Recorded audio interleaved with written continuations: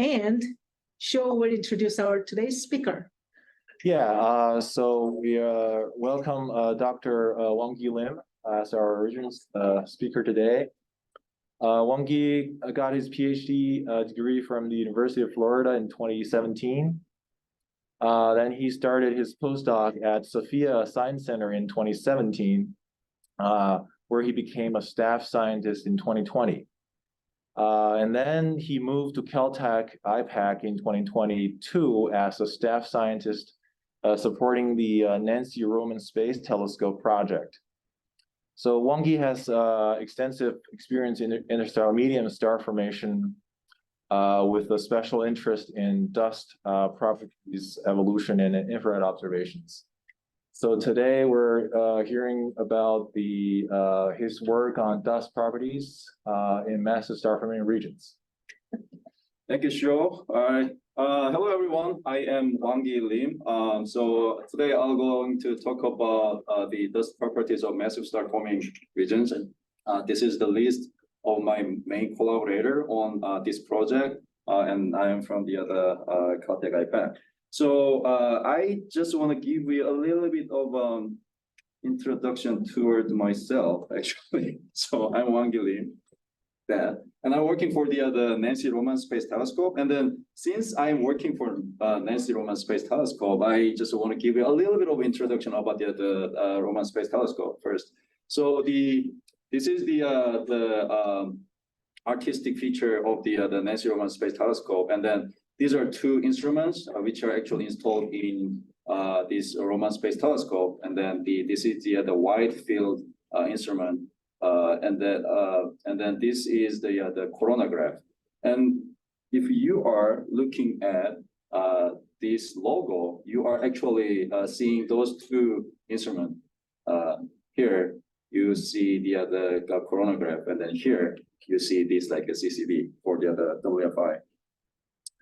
All right, so IPAC has these like 6 figures to support the Roman Space Telescope, and then proposal system, and also coronagraph instrument operation systems, and then CGI data management system, and microlensing science, and prism data processing system, and also community engagement. I am involved in this like red, the fonted systems like a Roman proposal system, and also microlensing. I am the star formation and also the ISM scientist, but I am supporting microlensing science. And also I am involved in the other community engagement. So just like a brief introduction about the Roman Space Telescope, and that this is the telescope capabilities. The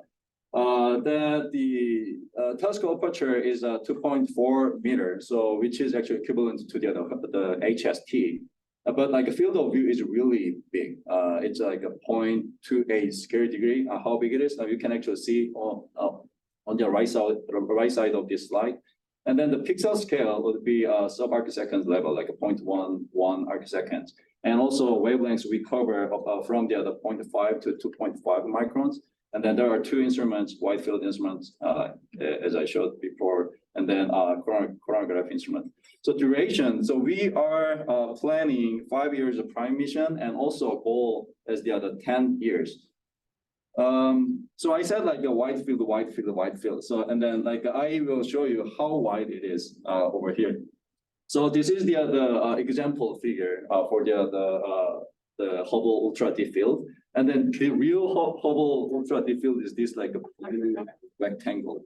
And then this like a small tiny rectangle basically shows here, it's zoomed in here. And then you're actually seeing lots of the other galaxies over here.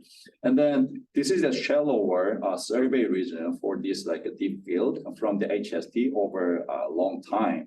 And then the entire area is actually covered by one shot of the Roman field. So this is how big the field of view Roman has.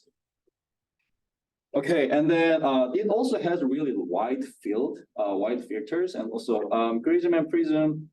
So yeah, Grism. So you are actually seeing these like response function of the Grism here, and then Prism over here, here. And then there are like a small like image filters over here, and then you can see these like really wide filter, which is like F 146, and then it actually starts from here and then covering these entire wavelength regime and then like going here. So it is really optimized to have the other really quick surveys across like some of the interesting regions. And then since this Roman Space Telescope is actually designed to be a survey telescope, we are actually having 3 prime surveys. One is a high latitude wide area survey, which covers about like a 2,000 square degree area, and also having the other 4-band images and also prism spectroscopy. And this is focusing on this like some kind of cosmological stuffs, and also some of those like a nearby galaxy work.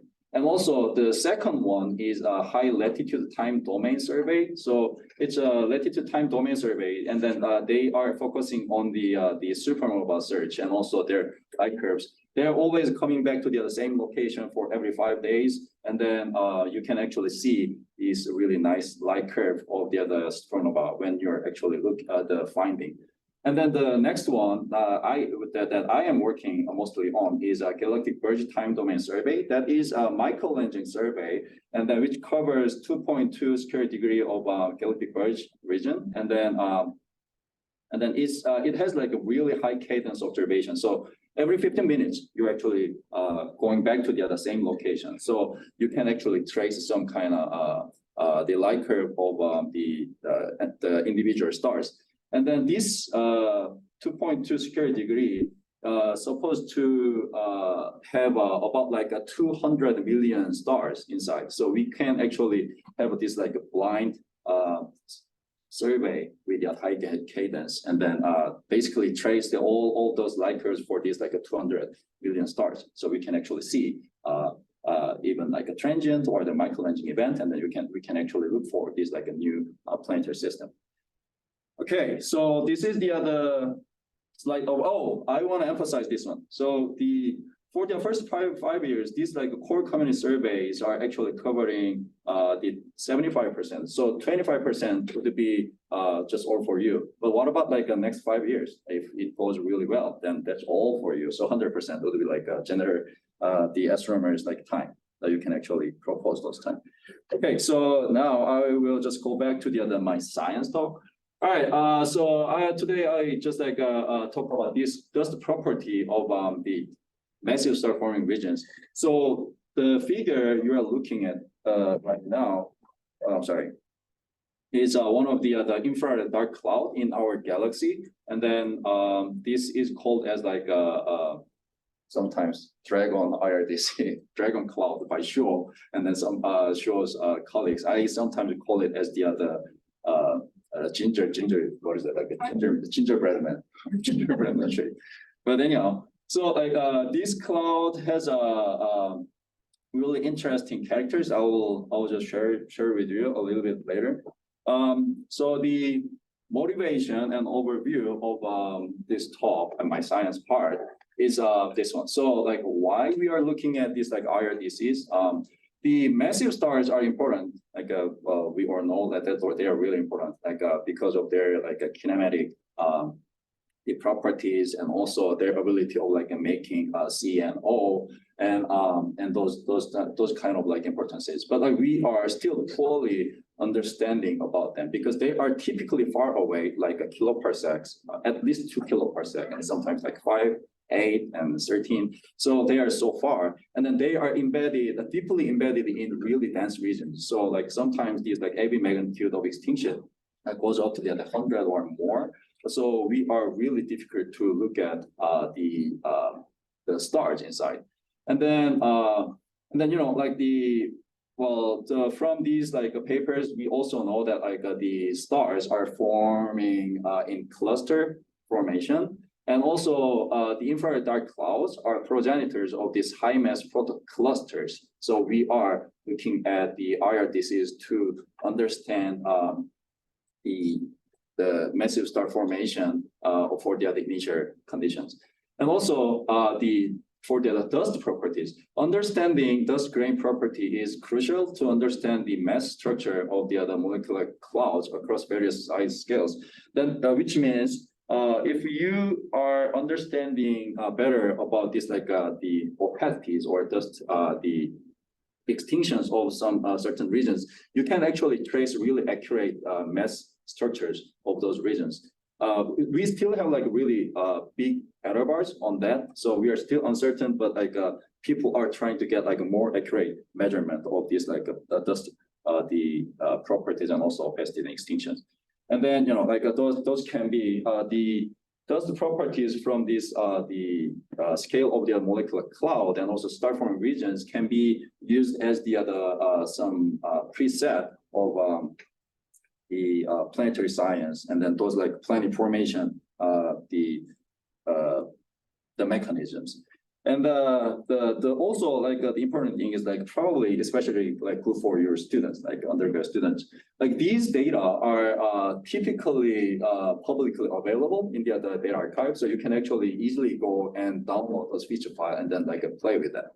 So whenever you want to play with that, just like go to the other probably URSA archive and then like download them and then play with it. And then if you have any question, you can just do the show or Serena, Ryan, and probably Ellison, maybe. So yeah. Okay. Next slide. Okay. Oh, okay. All right. So this is the brief schema of the evolutionary sequence of the massive star and star cluster formations. So this is from the nice review paper by Boyce et al. 2007. And then for the individual star scale, we typically say cores becoming stars. And then the cluster scale, the clumps becomes clusters. And then size is typically, when we are talking about like cores, the size is probably around like a 0.1 parsec size. And then when we are talking about like the clumps, we are talking about like a 1 parsec scale. So so we have these kind of the steps, like high mass starless cores becomes the some kind of like accreting cores, then it becomes the protostellar the object, then like becomes the final stars. And then for the other clump size, the massive starless clumps becomes the protocluster, and then like a stellar cluster. And then if we just like divide it in real simple 2 observational stages, we can actually say, okay, one is infrared quiescent and the one is infrared bright. So one more, if we just go to the one more slide. So the red colors are equivalent to each other. So these starless cores and also some kind of like accreting cores are having this like massive starless clumps. And then like it is actually the relatively infrared quiescent. And then these infrared quiescent sources, we can actually see this like infrared dark cloud from our observation. So then why it's called as the infrared dark cloud? So this is this figure again. So this is the picture of this picture 8 micron images toward this specific the infrared dark cloud. And then this against this type of the galactic background, it's still dark in the mid-infrared wavelength region. So that's called as the infrared dark cloud. So before, I mean, there were some deviation, like in early, probably late 1990 or early 2000, like if it should be called as infrared dark cloud or infrared cloud, but like one person actually won, so that he just like named that as the infrared dark cloud. His name is Sean Carey, and then who is like one of my main collaborators. So and then yeah, so this specific IRDC is one of the most massive IRDCs, about like 100,000 solar mass, and also and then like and it is relatively close to sun. It's about like 5 kiloparsec. And then since it is infrared dark cloud, we know that it is in it's like a very early evolutionary stage of the massive star formation.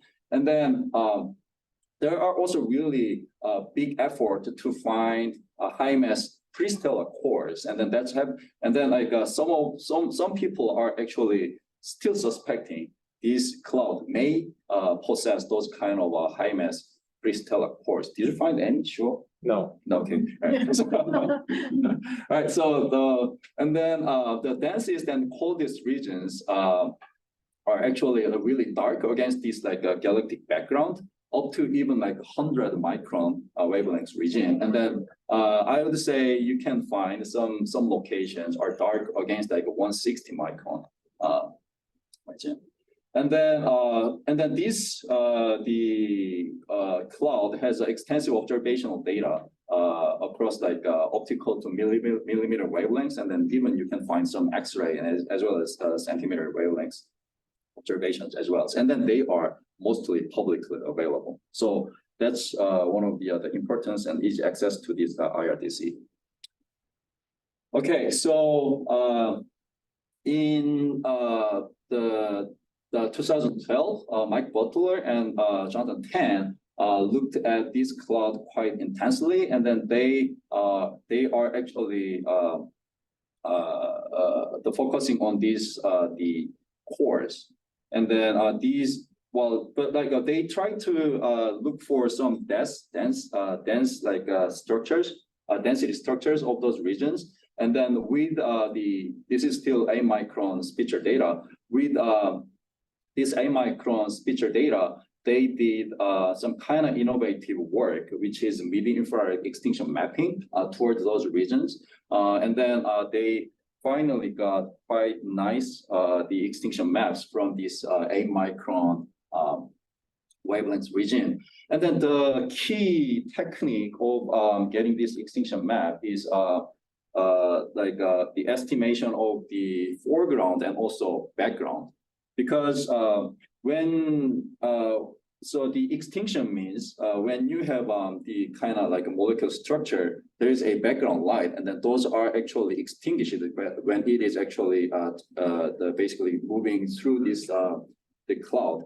So those extinguished lights are actually changing their energies and beings. So the SED, spectral energy distribution would also change it.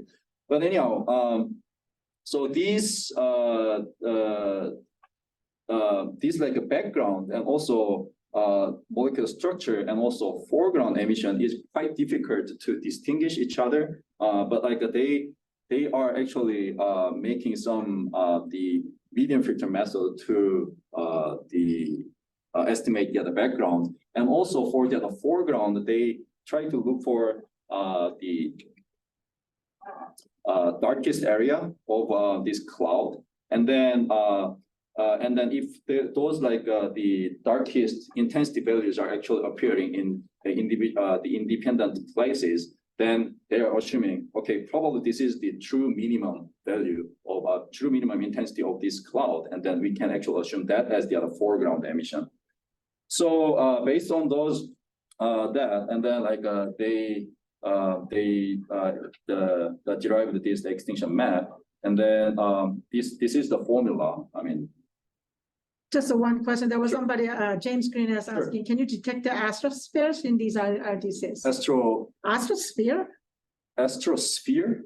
I can. Yeah. Can I ask what that means? Yeah. Exactly? So I was guessing that I wasn't guessing. So I will ask James about that. Sure. Okay. Right.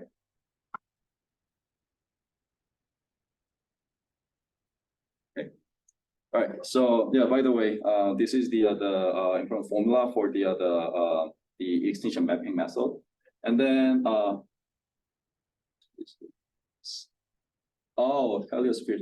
Well, in this wavelengths, so we are having no, I would say it is too far, and then the telescope too small to look at. So angular resolution is not really feasible to look for those.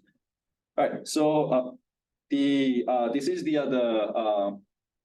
basic equation for this extinction part, and also later I will bring in some emission, dust emission part, and then we'll use for my methodology. So I'll just put that this methodology as well here, a modified black body function, and then but the difference between those two cases are they are actually from the same location, but like this is a case of only in the optically thick cases. So basically in shorter wavelengths is probably up to like a mid-infrared.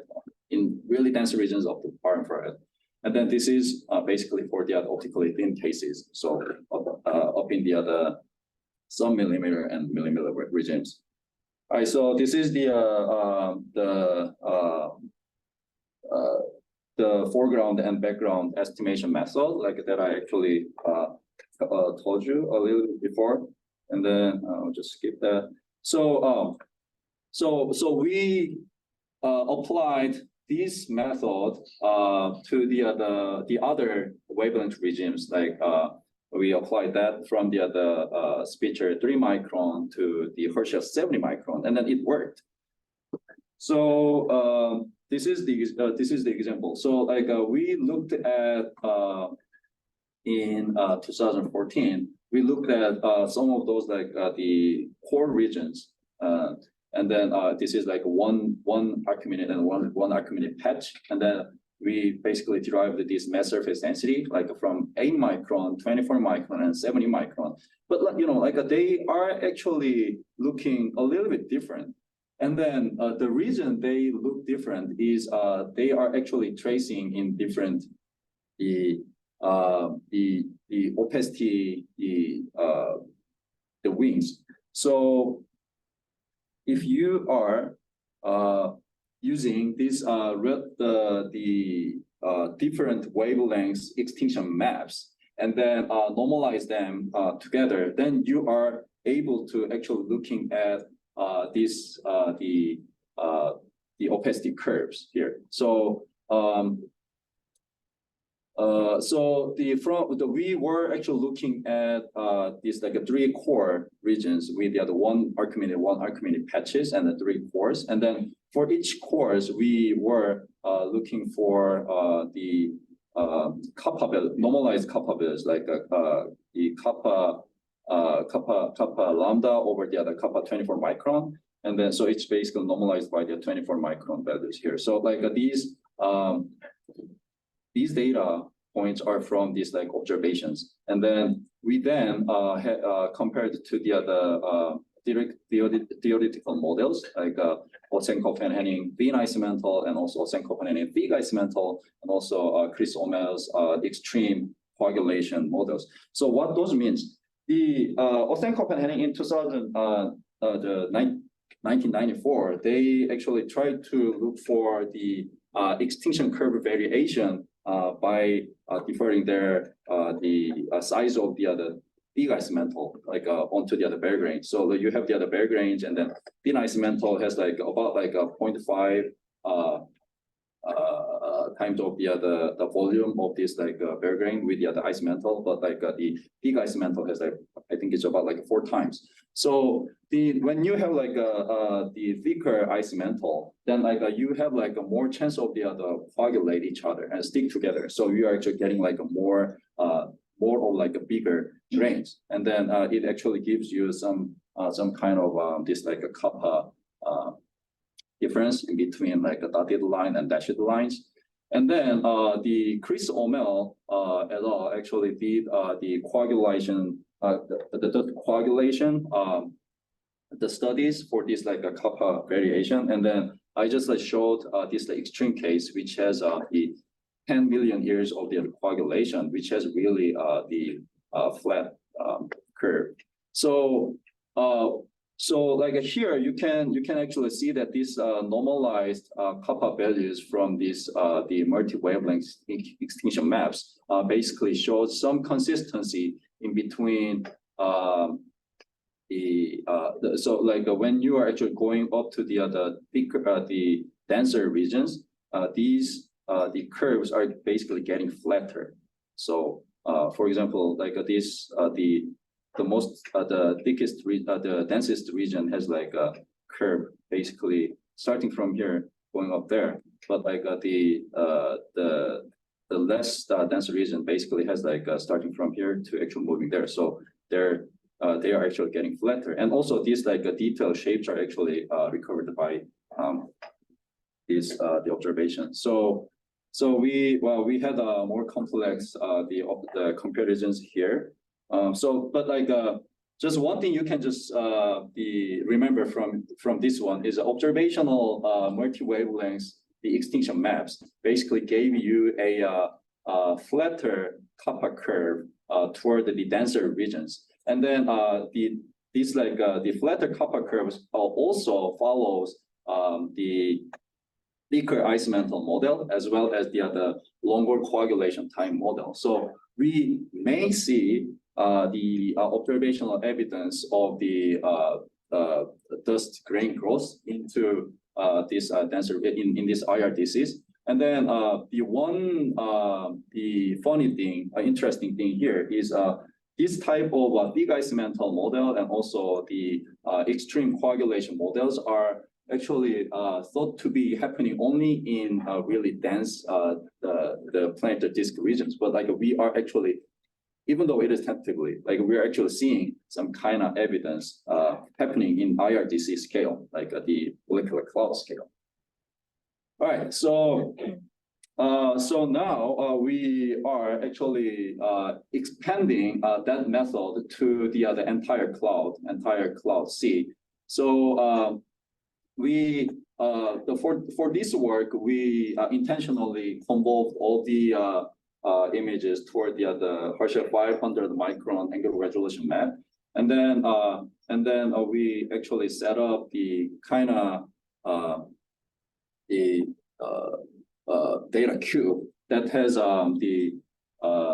this map, and then you have the slices of the extinction maps for different wavelengths. So we did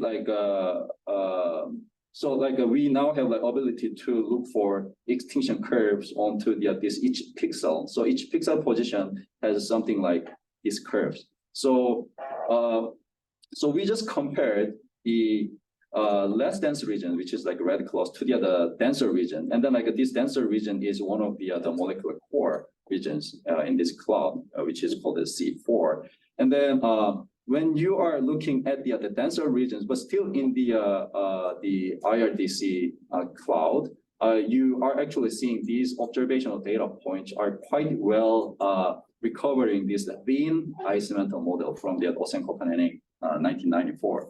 And then when you are going to the other core regions, which is here, and then like you are actually seeing that these observational data points are more likely following the big ice mantle model. So we probably look at that like in denser regions, we are having the thicker ice mantles, and then they have like a more chance to get like more of the larger grains over there. So again, like the interesting part is we are actually seeing that in the So a question about so I mean you're probing different spatial scales at this large wavelength range. So do you convolve everything to like the maximum wavelength? Yeah, 500 micron. So like so for this map, we are actually having the 36 segment of the beam size. So we cannot really trace the real core positions in this distance. So, but like we are actually looking at some kind of like a larger scale. But like that's actually a good question, because like so we intentionally convolved that to the 500 micron the Herschel map, because we try to compare that to the beta map from the Herschel Herschel bands, like from 160 to the 500 microns. So spectral index beta, which is actually the kappa slope of across these like wavelengths in this and then that would be actually getting flatter. The beta value is getting flatter, which is actually beta getting lower, beta value getting lower at the when you have like a larger range. So yeah, we just like want to just compare those.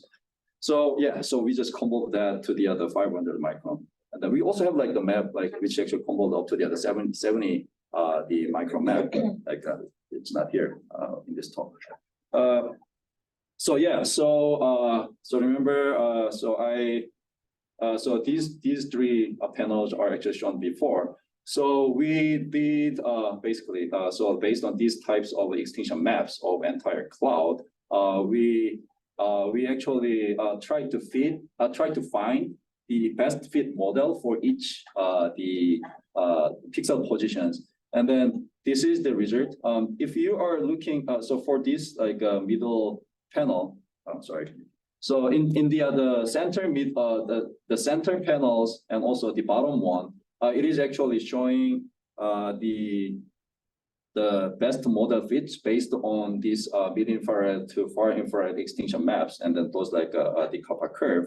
And then we found that the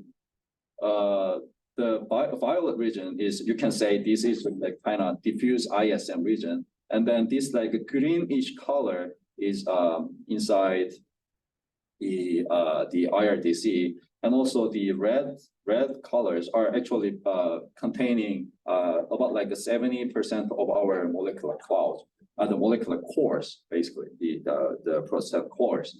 And then so violet means they are best fit to the other Foreground models, and then the greenish they are best fit to the other thin ice mantle model.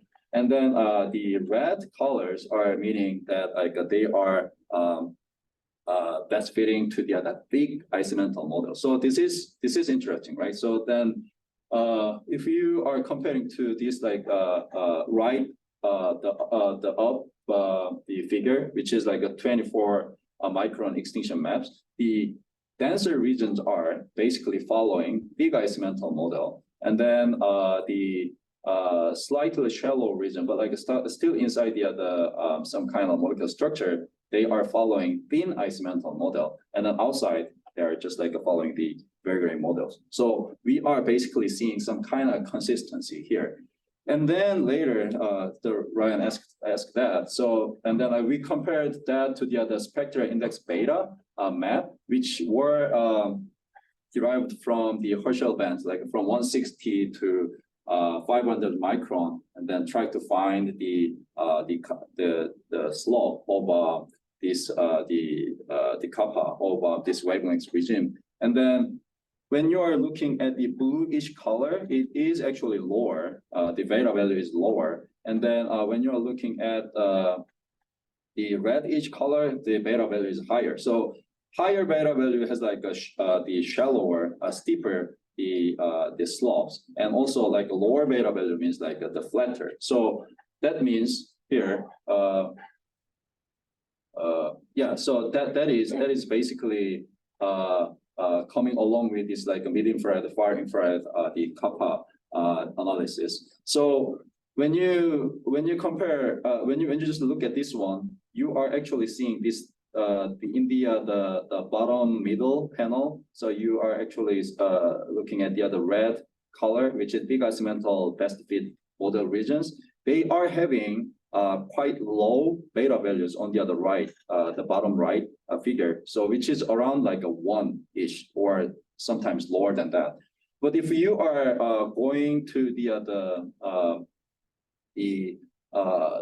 less dense regions, which is like a greenish colors around the basically like follows the thin ice mantle models from the bottom middle panel, then like these regions are having somewhat like a greenish and sometimes red colors. So their beta value is actually somewhat higher than this the denser regions which follow the big ice mantle model. So like this is basically supporting each other. So you are looking at the lower beta values at the locations followed thicker ice mantle, and then thicker ice mantle model, and then you are actually looking at the higher beta values, which is actually steeper kappa curve at the locations of the thin ice mantle model best fit regions. Okay, so this is some like values, some kind of preliminary values. So the beta value we found from the molecular cores are from 0.7 to 1.4, and then the locations of the Foreground best fit area in the left bottom panel is having the beta values around like a 2.1, and then when you are moving to the other thin ice mantle best fit locations, the beta value is about like a 1.9. These are just the median values, And then I didn't actually put the other error bars here. And then when you're going to the other locations followed by following the big ice mantle model, like the beta value is around 1. And then, yeah, they are actually showing some trend, some consistent trend here. And then the right bottom, I just like put up the plot from the other Ricky et al. Like 2010, which basically shows how this beta value effect is actually followed by this the dust sizes, effective dust sizes of the maximum the dust sizes. All right, so the future work. So left panels, these are basically showing our current stages.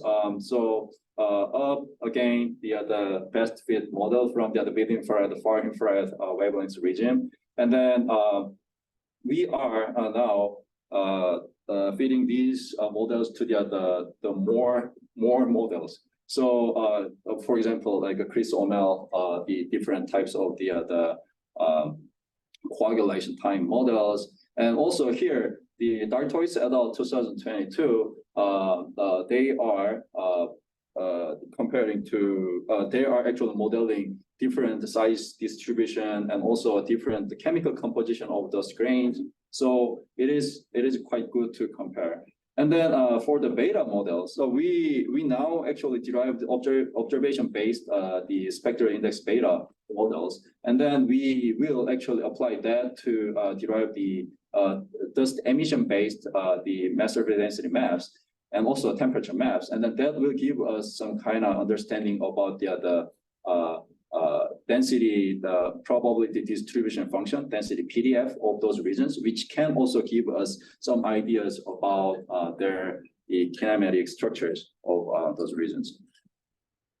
Okay, so yeah, so like this is what I said, and then so beta map, yeah, based on like this equation on the other left bottom. We can actually trace the other sigma for each the mass surface density sigma for each pixel location, so we can actually derive this like a density PDF plot. Okay, so this is the summary slide. So via mid infrared, far infrared opacity maps and also their relative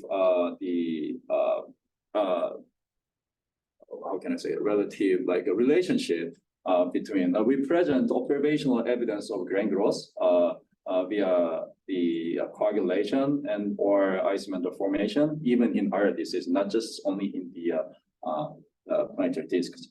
And also the beta maps show some consistency, consistent trend with the mid infrared, far infrared opacity curves across this IRDC, at least for this IRDC. And then we are looking at like more IRDCs, like now like 9 more IRDCs. And then these beta values will be actually used to determine the more accurate density structures of this IRDC. And then I'll just put my summary slide here, and then I'm happy to take any questions.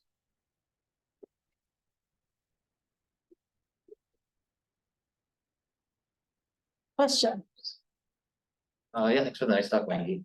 I had a question about deriving the beta values. Mm-hmm. So emission needs to be optically thin, right, in order to become beta. So are the wavelengths that you're using, is it okay to make that assumption? Yeah, so that's a good question. Yeah. So yeah, so the bottom equation is the equation we use for the dust model.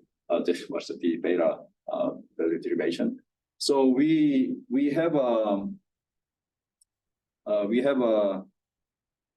the I knew from the observation, and also the black body radiations are actually from just equations, but like we put this temperature as a free parameter, and also we put this the beta value, and also I naught as the other pre-parameter. So we need like at least like a 3 band images, which is optically thin. And then yeah, we use the Herschel bands like from 160 to 500 micron. And then when we are actually individually looking at those intensity maps for those regions, comparing to the other the mid-infrared images. Those dark regions in the mid-infrared are actually bright in the other these regions. I mean, this wavelength region, like 160 to 500, which means they are actually emitting the light. Then like this should be optically thin. So Okay. And then a quick follow-up question, I guess. Sure. Do you have to apply any like, I don't know, extinction correction to the 160 micron images? I mean, I don't know. yeah, we did not actually do that. no, like not yet like applied the extinction correction yet, but like we will we are actually planning to do. Okay. Any question from online audience? John? Yeah, I was wondering if there's any molecular line observations of this region that would show evidence for freeze out of the volatile molecules that would be consistent or expected if you're also seeing evidence for grain growth by ice mantle formation. That's great question. Yes, like I think I just like discussed that with the show about like 45 minutes ago. I know like 1 hour 45 minutes ago, and then yeah. So show actually showed the some did work like on the duration of those regions for some like cores, and then like you also showed some kind of like a CO frozen out like on those regions, right? So yeah, so we are actually seeing CO frozen on those regions, and then interestingly, CO frozen is happening as you know, like it's happening around, starting from like 18 Kelvin and lower, and then from the modified black body modified black body radiation model, like which we did here. We actually looked for about like a 10 Kelvin to like a 13 Kelvin of the temperature about those regions. So they are actually equivalent. So they are actually supporting each other. We actually showed some the CO frozen in some core locations, and then those regions are having really low temperature that actually supposed to have like a CO frozen. So yeah, I think that these are all like consistent, but the problem is we still do not really know how to perform the ice mantle formation tracing with the other molecular line emissions yet. So we basically need to think a little more about it. Did I answer your question? Yes, thank you. Thank you very much. Okay, so James Green, would you like to ask a question yourself? Sure, I can. Is there any observations you can make that gives you a sense of any charging that's going on with the dust and charge state? Oh, I think that we need some kind of maybe direct magnetic field observations, I guess. But like we did not actually do any types of like the charge related works yet. So we just look at the dust emission and absorption. Okay, thank you. Thanks. Any other question? Yeah, Yes, sure. I think what's interesting is if in these very center region, if you're seeing their thick and falling thick ice mantle models, that is a problem for us because we are estimating these core masses using thin ice mantle models in these regions. That's right. So if what you're seeing is true, that means we're all overestimating the core masses in these regions. Well, we underestimate. Yeah, but yeah, when we were Yeah. So then yeah. So yeah, that's why so we are actually trying to look at these like the dust models, because yeah, right now for example of 70 micron, if we are deriving the same location with the thin ice mantle model, we are actually having factor of 3 lower values of the other density then we use the other thick ice mantle model. Yeah, thick ice mantle model has like 3 times like higher density values actually applying to the other some locations. So if we are only using thin incidental model, so we are actually underestimating the core masses by factor of few. But it's still under investigation. So and then we do not really know what exact locations are following really the thick incidental model. It's like right now we are only using the Spitzer 4 bands and the WISE 12 micron, and then the Spitzer 5 band, like a MIPS 24 micron, and also partial 70 micron to derive this the kappa curve. So we have only 7 data points. So when we are actually the weighted by the other filters and considering some other effect, we cannot really say for example this map in the middle of the bottom middle is super accurate. So we just see just our feeder actually gives us this trend, and then it is qualitatively makes sense. But we do not really know which locations are really exactly following big incidental models only. So for example, if you see the left panel in the bottom, these even in this the normalized curve, only 2 data points are perfectly matching, right? And then these are actually not giving you a best match, the best fit, a really good fit the result. But the feeder basically calculate the minimized chi-squares, and then it just gives us the best the model is actually thinking. So that's why we are also applying the same method to the other dust model. So we do not really know how the density distribution would be. Yeah. So until now, probably the thin incidental model usage of the other regions would be probably still make sense. I guess it's reasonable. Good to know. Don't worry about it. Yeah. Yes. I have a quick follow-up question on Sure. that. How well can you actually constrain what your dust capacity model is? Can you distinguish between really large, just normal grains and things with thicker, thin ice mantles? Or So yeah, that's actually questions to the modelers. so I really hope to actually simulate myself for this one. So there are some publicly available tools I think it's from UK and the Diana project, and then they are providing the bare grain models, and then you can actually apply some different ice mantles and things. But yeah, I could not do that. So but now I'm actually using the other people's work, and then I will try to find the best fit model among these. If I don't, I may just hire students and also postdoc to grind into making this a simulation models later. I see. So those capacities that you're plotting, those are just straight up from that paper. You didn't do any tweaking to the grain sizes or the mantle size. That's right. That's Okay. right. So yeah, we just simply use the publicly available dust models. Okay. So Yeah. what do you think would best fit? There was not fitting what parameter porosity or different dust kind. So what I am thinking is, it's just my personal idea.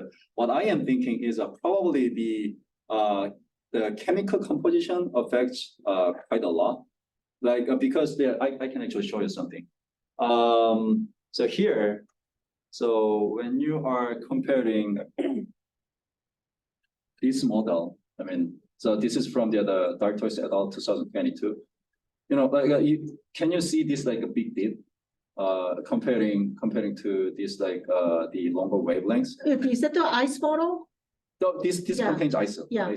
ice mantle, and then this so they have actually A to G, and then these A to G, they basically have 21 different chemical composition about a bare grain and also ice mantle, and then they have all different species, and then we are actually please remember this dip in between those two wavelength region. It does not actually happen here. This dip is not actually happening quite deeply as before. But here, some of those regions around like this region, I found that like these deep really happens like around here, and then like it just goes up like that, and just follows, and it looks quite similar to that one. So yeah, like we are trying to find the best model like for that chemistry.